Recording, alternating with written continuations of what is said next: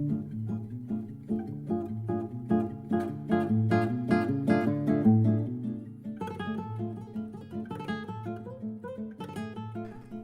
and welcome to 5 Minutes with Sean, maybe 10. Today is definitely going to go more than 10 minutes, and today is something different. We are working hard, if you've been listening or paying attention recently here at CarBiz, we're working really hard on trying to figure out the best way to help educate folks in the industry. And most of my podcasts, both individual and interviews, are about kind of bullshitting, if I can be honest with everyone. And so, having fun, trying to get to the bottom of things, more therapeutic, and that's always fun and wonderful. And I've done it quite a bit today in beautiful Sioux Falls, South Dakota. But this session is different. Today's session, I'm going to bring in a man of many talents. Right now, it's about fixed ops. It's been variable ops previous to that. I am joined today by Owen Moon. Owen, thank you so much for being on the show. Yeah, hey, thanks for having me, Sean. I appreciate the opportunity. Yeah, it's awesome. We're really glad to have you. We have not had a fixed ops discussion ever on this show, and so I think it's important that we start with a educational kind of approach if we're going to get into fixed ops, because I believe it needs it. Really quickly, Owen, give us the 30,000-foot intro and background to Owen Moon. Yeah, no, I appreciate it. Again, my name is Owen Moon. I'm the CEO and co-founder of Fixed Ops Digital. We're an automotive service solutions company. I've been in this space for about 20 years, helping dealerships with both traditional digital marketing strategies. Mainly most of those years have been spent helping them on the variable side, helping dealerships sell cars and drive revenue on the sales side.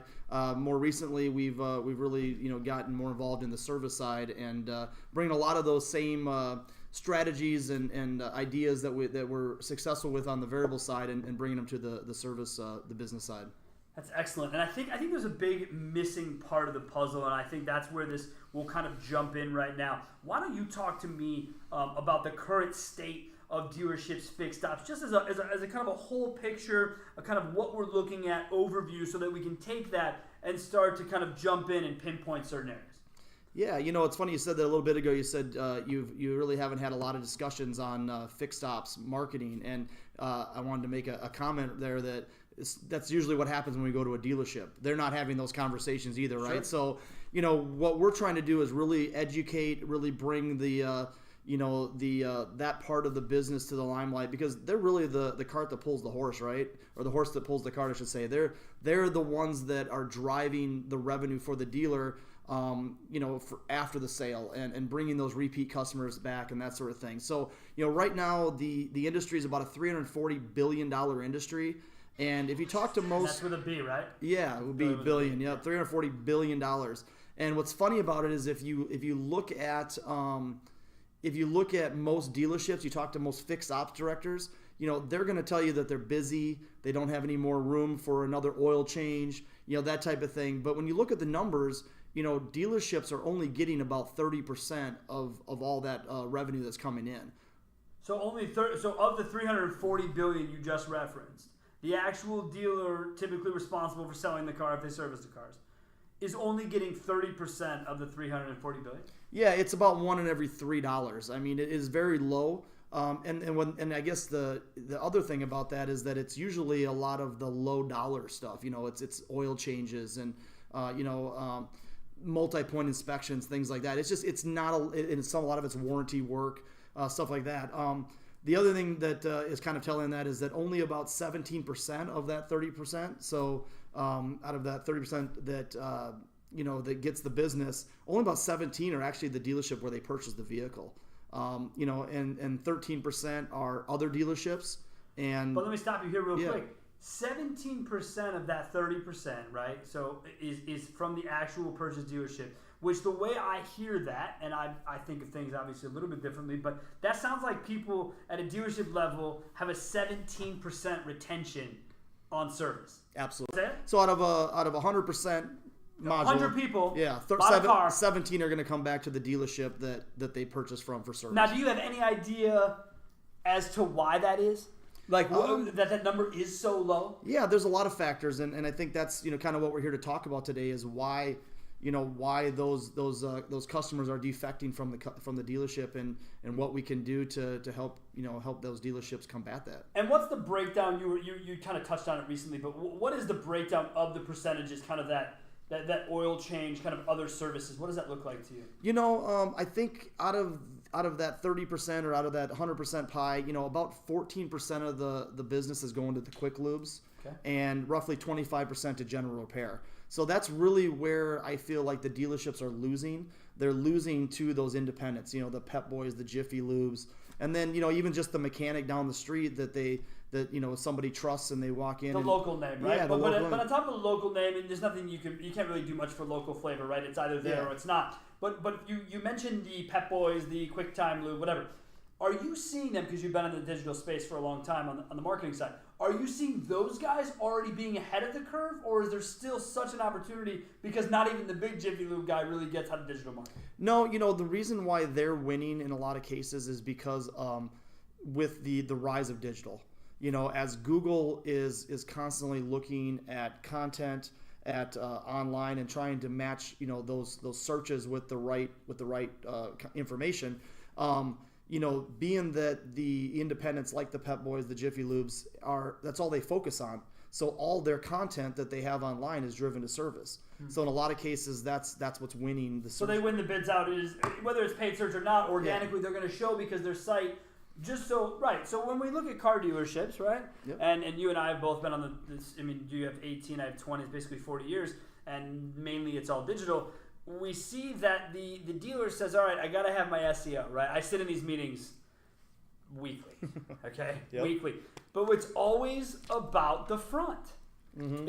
I've never ever sat, and now because after talking to you before we started podcasting, I thought, all right, I've had service discussions. Yeah. I haven't been in a meeting with someone who they went, well, hold on, what are we doing for our SEO on that side of it? And I know we'll get to that, so I'm kind of skipping ahead, but why don't you tell me, you've given us numbers as to why or where people go. Why don't we talk about the why they go there? Why are they not going back, at least in the research that you read, to the dealership where they bought? Well, I think there's a few different reasons why people are not going back. I think when you really get to the core, it's more of a lack of value. A lot of times the perception out there is that a dealership's going to be expensive, that it's going to take weeks to get in to get their vehicle serviced or something fixed, and so I think a lack of value or a lack of it's more of an opportunity, right, for the franchise guy to really sort of win that trust with them. A lot of times what dealerships really focus on are quality and trust, using high quality parts, having ASE certified technicians. But isn't that a great message to leverage, man? I mean, ultimately, isn't that something they should be proud of and kind of scream about as opposed to 3 tires and get the 4th one for $1? You know what I mean? Like, you would think so. And that's really where, I think maybe up to this point, there really hasn't been a place to do that, because when I talk to a lot of fixed ops directors or even e-commerce directors that are now responsible for a lot of the fixed ops, marketing, they're doing direct mail.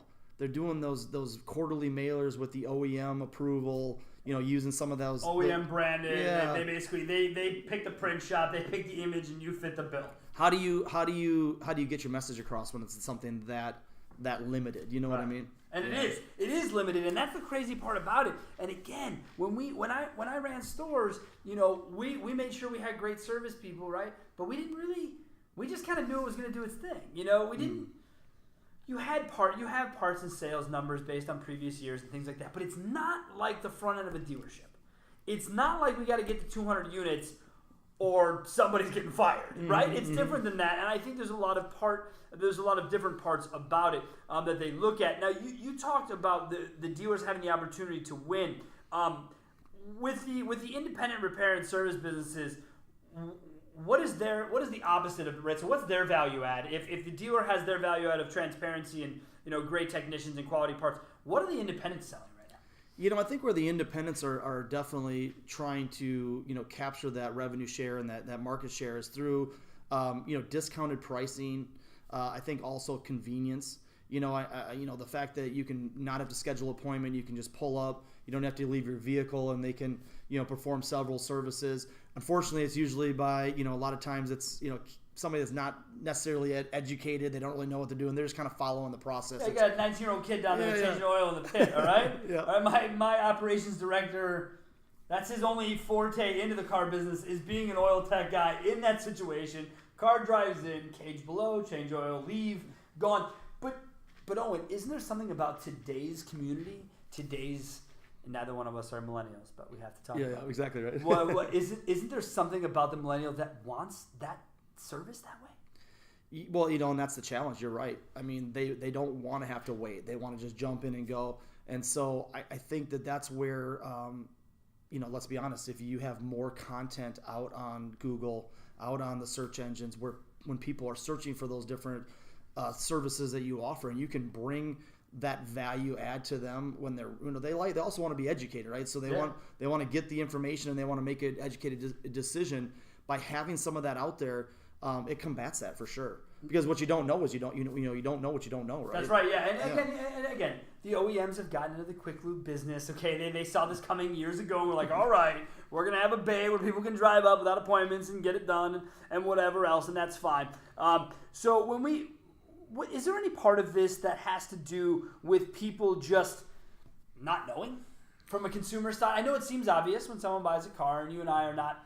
We can't be car consumers. All right, we've been doing this for 20 years. You're not a consumer of cars. You've been living the business. What is it about that people might be missing? Yeah, I think that awareness is a big thing.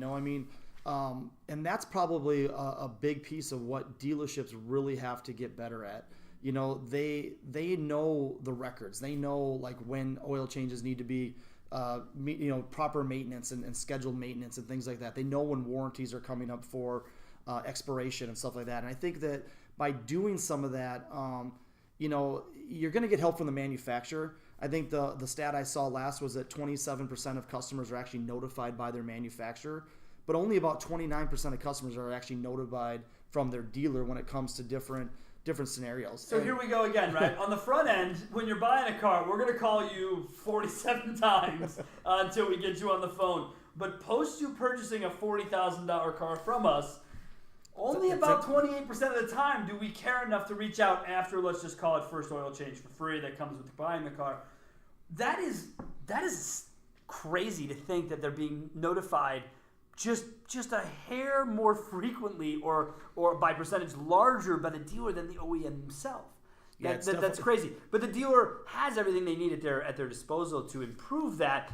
However, is there something to be said about customer experience right now? That back to our discussion, right? Millennial, speed, service, transparency. Is that a part of this as well? Well, and I think that awareness leads right into customer service, right? Yeah. If you're bringing the information to the customer in the timely manner, and you're giving them those reminders and things like that, that is the customer experience that they're looking for. They want to be reminded that, hey, it's time for me to get an oil change, that type of thing, as opposed to just looking up in your windshield and seeing, oh, I've got an extra 1,000 miles and I can get it done. Right now, about 50% of service customers do not use online resources to set service appointments. So it's still just a little behind. I mean, that's one thing about digital on the front end. All of these websites have all these call to actions. They have all these ways to communicate, and yet only about 50% of the dealers customers are actually using online tools when it comes because to. Let's face it, there's really one. Yeah, schedule for online scheduling. Yeah, okay? Exactly. And it's typically an outsourced company, right? Yep. That starts with a letter and ends with something else. and so you go there and you see this, but they don't. The problem is that third-party tool doesn't integrate with the chat feature on the website. It doesn't integrate with the website's call to action. You lose all visibility of that customer once entering into that. There's got to be a better way to do that, right? Ultimately. Yeah. So and I know we're gonna get to that part of it. And that's really what I'm looking for. But these people who buy the cars, right? Customers, you brought up earlier warranty work versus non. And what I'm interested in is yeah, okay, that's fine, expiring warranties or not. But talk to me about location. Talk to me about, you had some really cool statistics that we looked over and kind of talked about beforehand. But talk to me about location as it relates to service visits. Yeah, location is a big piece of that, and that's going back to why maybe some of the service or the independents are winning, is that convenience is everything. Right now, only about 1 in every 3 people are actually getting service done at a dealership that's more than 20 miles away from that customer's home. So if you're the only Ford store in your market and somebody lives 35 miles away, it's tough for that customer to find the time to come on over to get they might know that's better parts. They might know that it's a better experience because they're using, ASE's technicians and things like that. But just the fact that it's 35 miles from where they're at, they're not able to do, Right, but here we are again. The front end is so worried today about delivering your car to your house. We're going to get put out of business by internet car dealers. This could be a simple fix, right? I mean, part of your customer experience is, we'll pick it up for you. Pick it up, drop it off. Yeah, no. What do we care, right? Yeah. I mean, look, man. When I started at a new store in Colorado many years ago, one of the first things I did to get the lay of the land was I drove service shuttle. Yeah. I drove service shuttle for an hour a day, 5 days a week. People, what are you doing, wasting your time? Are you kidding me? I get to hear about all the bitching, complaining. I get to hear and see where they live and work. I get to find out what they like and don't like about their car.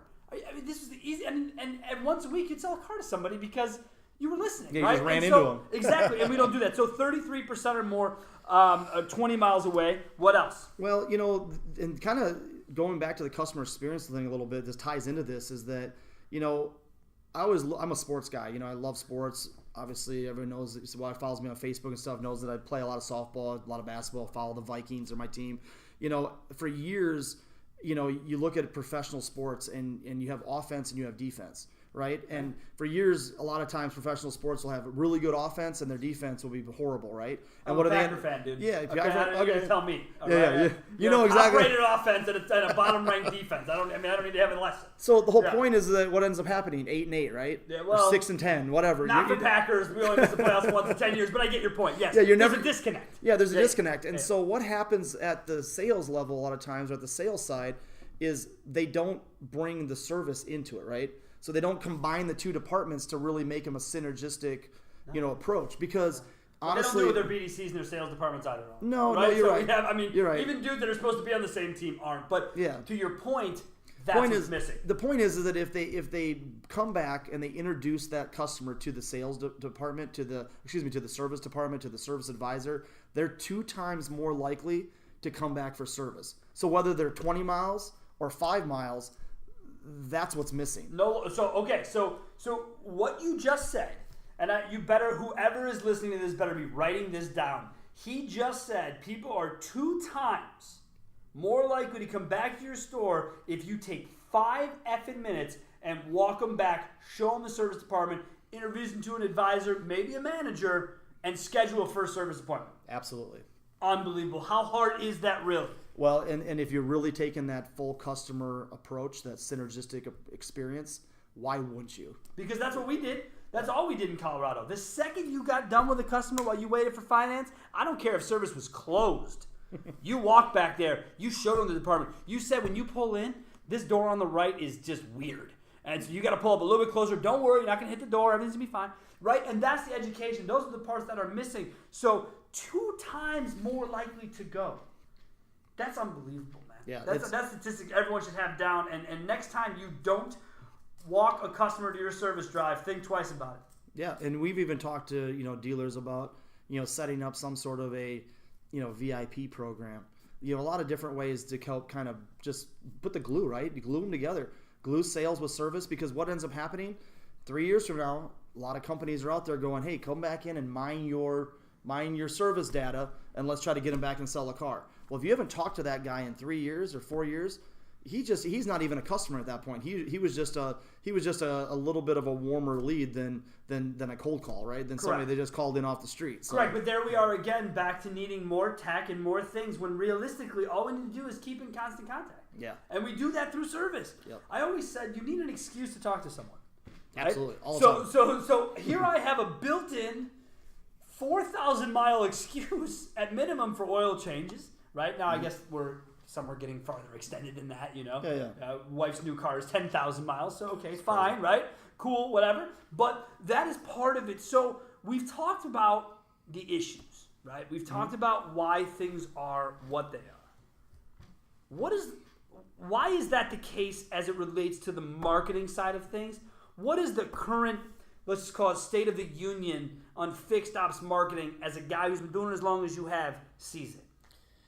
Yeah, I think we've touched on it a little bit. Fixed ops marketing is usually an afterthought, right?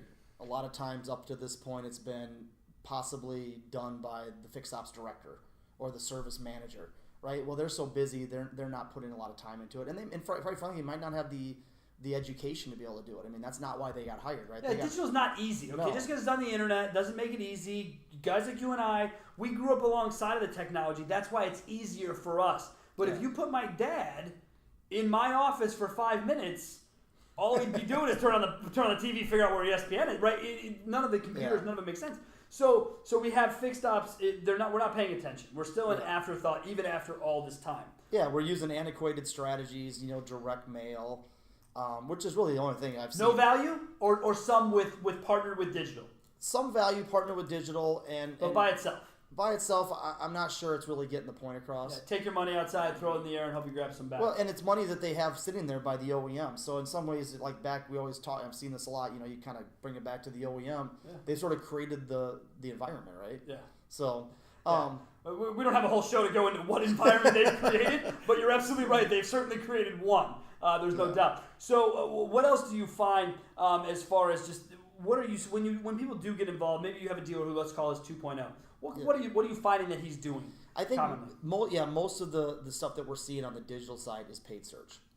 And I don't know if you've been on LinkedIn lately, but I mean, there's a lot of negative connotivity around the idea of, hey, paid search doesn't work. But I think it's different for fixed. Yeah, fixed ops definitely it is for sale. It's a different landscape. Yeah. But I think what happens a lot of times is that most of that paid traffic is going to, the dealership's homepage or possibly a scheduled service page like you mentioned. Yeah. And, we can get into some of the real deep part of paid search, but obviously when you're sending traffic to a page that doesn't necessarily correlate with what they were looking for, you're spending more money than you need to, and honestly, you're just not giving that customer what they're looking for. And so because of the generation we live in of our phones, the idea of PPC and service, where it fits for me is click to call, right? So if I hire a PPC vendor for service, better get the phone to ring or I better get a hard conversion, right? Or wait to see it. I mean, look, if you've listened to me once, you've heard me a million times say, I don't get into attribution. I'm not here to tell you that one provider sold you a car, one provider got you a ticket written. But there's certainly got to be a way of measurement on this end, right? And so you guys do that. What do you find happens with trying to drive traffic to a limited space like that? Do you find that the user just bounces? Like, what do you find? Well, the thing about on the sales side is that you get that cross shopping, right? If they're looking for a Silverado and you got 50, you got 50 of them on the lot as a big store, maybe 20 of them as a small store, you can spend time on site. Those page views go up because you're hitting different ones. There's not really much to do on service. It's come, see what they got. If they have something you're looking for, you pick up the phone and call or you schedule it. If you're not ready for that, a lot of the websites that we work on is limited in those conversions. It's just they're antiquated. It's it's request more info. It's email a friend. Great, I just hooked you up, but what about me? And then exactly. Have you ever done that? Have you ever seen him and been like, "Hey Owen, dude, check this out, man. I found this service coupon. I just thought was like." I thought it was so you, dude. You needed it. You needed it. How insulting, right? It's for a detail. Your buddy's like, bro, you're dirty. I thought you could use the $99 detail. Like, what's up with that, right? And then the last thing, obviously, is scheduled service. But that's like, that's marriage, right? It's not dating anymore. It's like, hey, I'm ready to come in and get my car service. Most people aren't ready for that. So what ends up happening is you get a lot of action. You get a lot of traffic when it comes to that. But there's really no hard conversions. It's got to be the most underwhelming specials page you ever see on the website is for service. And to tie it together, if you could comment on both the website visual and the social media opportunity for this stuff seems gigantic. I think about my wife, how she engages with social media, because I don't, right? Unless it's LinkedIn, which I don't get oil change coupons on there. But if she got something that was like, hey, come to the dealership for $25 oil change, normally $100 on social media because you're a friend of ours, right? She would probably say, oh, well, what's this? How underwhelming is it for you to find people's websites, specials, and social media? Yeah, it's funny you say that because when as I've gotten deeper into this with the website and looking at specials pages and things like that, typically what I find is a couple unique services. Window tinting. There's usually an oil change, and like you mentioned, the buy 3 get 1 free tire, right? Yeah. Which is important because about 43% of people that buy tires from the dealership will actually come back and buy their next car from you. And that was an FCA study that was done this last year of all the FCA stores. They did a study, and that's what they came. 43%. So do you think you should probably have a tire special on your service specials page? Absolutely. Yeah, as well. But there's more to it, right? Because I think what we lose, and we do it in sales too, right? So we give you this message digitally, we put this other message on your phone, but when you show up to the dealership, it's a black hole of nothing. There's no signage, there's nothing that relates back to the discussion. Is that something you find all the time? Is there just not a tie-in from whatever you're saying to whatever you're showing? It's actually reversed in fix ops. And what I mean by that is that the customer's online looking for things. Maybe it's looking for a brake service for their Silverado. I'll go back to that example. They can't find it on the dealership's website, right? But then they're in getting an oil change, and they look up at the menu board, and they see, they do brakes for $149 or $249 or whatever. We're flipping that.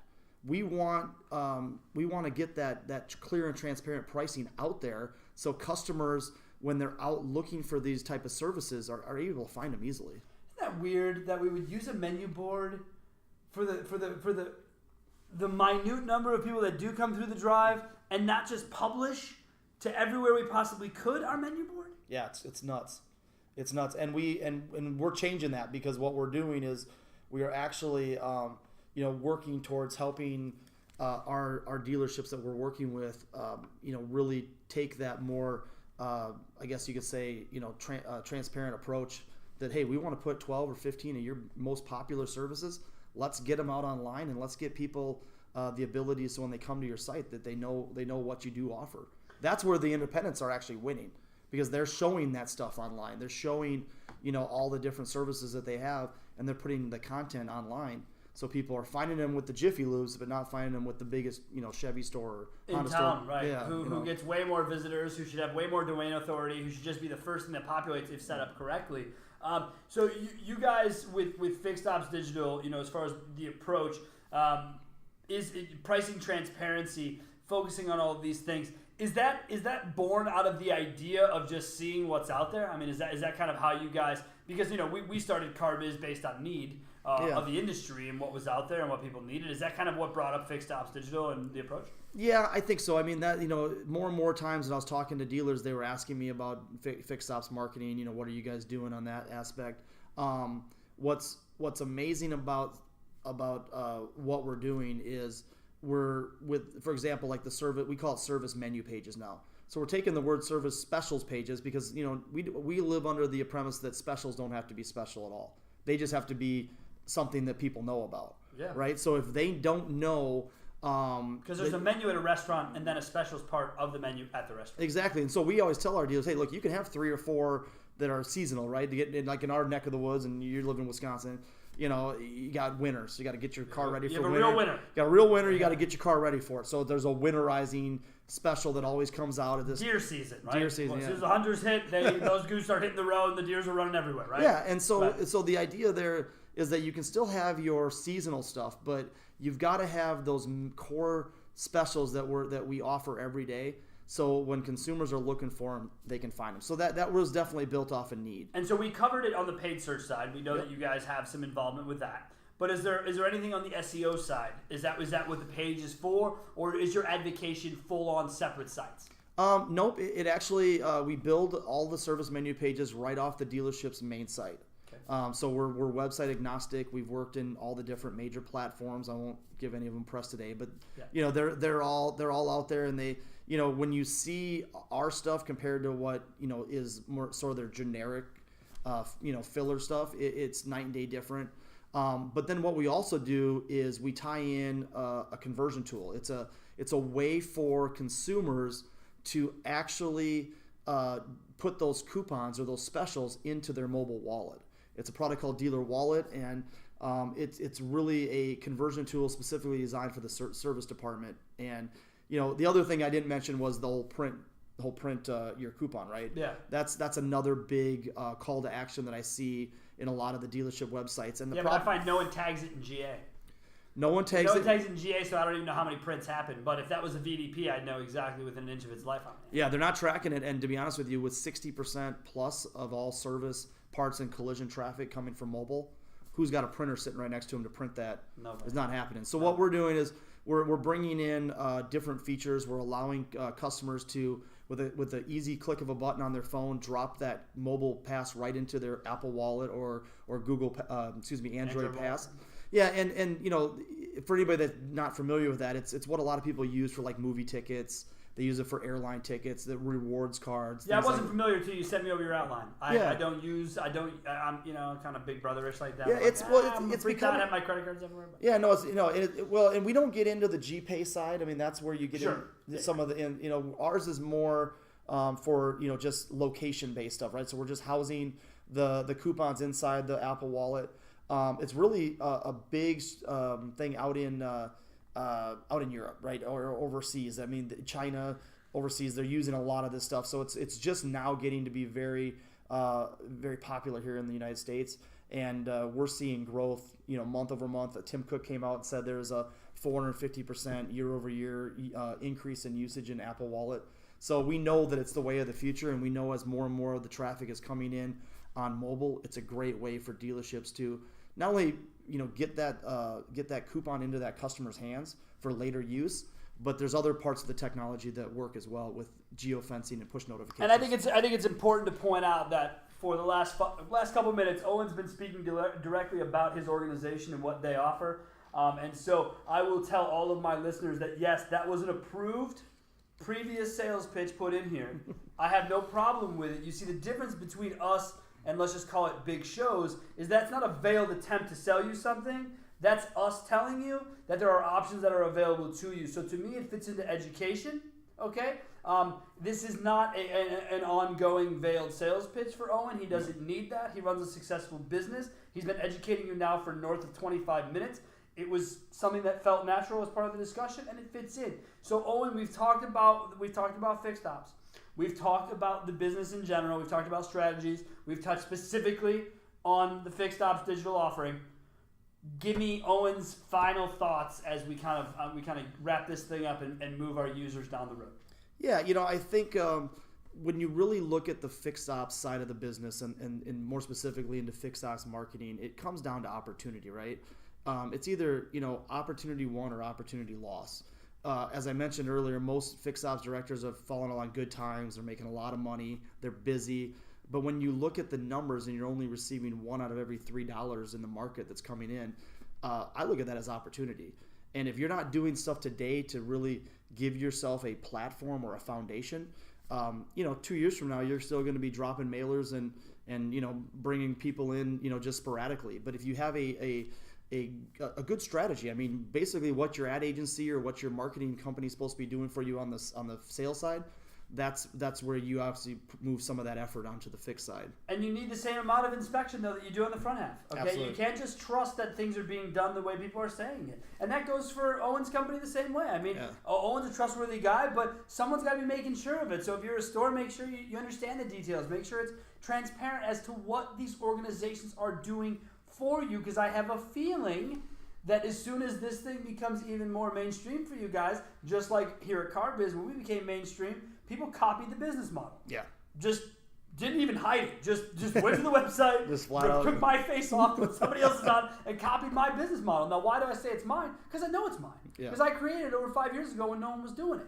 And you're in the same boat. And there's going to come headaches with that. There's going to come copycats, which people say it's flattering. Fine. Yeah. I don't really care. There's 30,000 car dealers in the world. So I'm not even looking for more than 100 of them. But you guys are growing and being bigger, so you'll be up against that.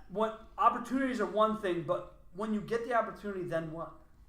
Well, I think you got to look at two things. You got to look to moving your efforts to digital. One of the things we didn't really touch on was content. Every one of those service menu pages, every one of those specials inside the service menu page should have some content to sort of reinforce it. Because when you have, let's say you have a synthetic oil change, when somebody is online looking for that, and maybe it's specific to like a Honda, for example, Honda Accord, you're going to be able to win that search battle by having that good piece of content out there and then drive them into your service menu page. So there has to be a strategy that brings it all together and then provides that clear and transparent. So basically, you're talking about SEO copy for service, right? But Yeah. you've got to know what you're doing. You can't just go in the back of the page and write service synthetic oil changes, right? You got to have a story, and that's obviously part of what you guys do. So what's the other half there? You talked about content. Just clear and transparent pricing. Bringing that pricing to, instead of a few unique services, to actually bring it together with the, hey, we're going to show everything that we offer, our high services, that type of thing. So, and to finalize all of this, we've talked about it before. The last takeaway, as I see it, is that customer experience. Yeah, absolutely. I mean, whether you by providing updated conversion options like we talked about, dealer wallet, new communication channels through video and text, and the ability for customers to find what they're looking for online, I think it all matters, right? It all brings it all together for that consumer.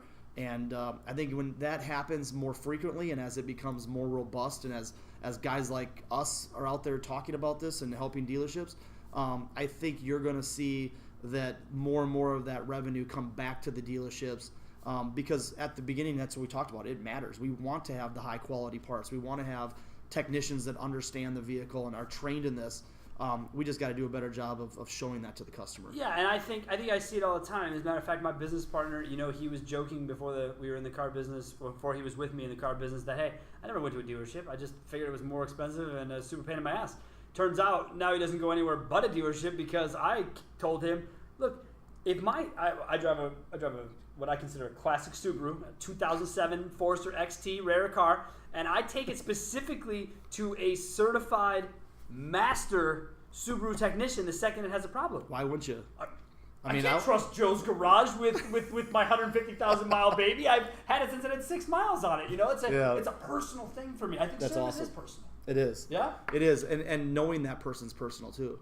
Right? And so, staying in touch with them. Yeah, when I walk in and see my service advisor and I've known him for 5 years or 10 years, it's great, man. I see him, hey, how'd the kid do this weekend in baseball? Yeah. It's beautiful. So, guys, I'm going to tie this all together. Owen, thank you so much for being on the show. We really appreciate it, man. You're the best. I appreciate it. Thanks for having me. No problem, buddy. Awesome. So, guys, here's a sum up real quick. You've been on now you've been listening for about 35, 36 minutes. And all Owen has told you is everything you already do on the front halves of your dealerships. Literally, there's nothing. He just closed it with, I know my service advisor. How many of you listening can say your customers schedule service with the same advisor? They go out of their way to have a personal relationship with their service advisor.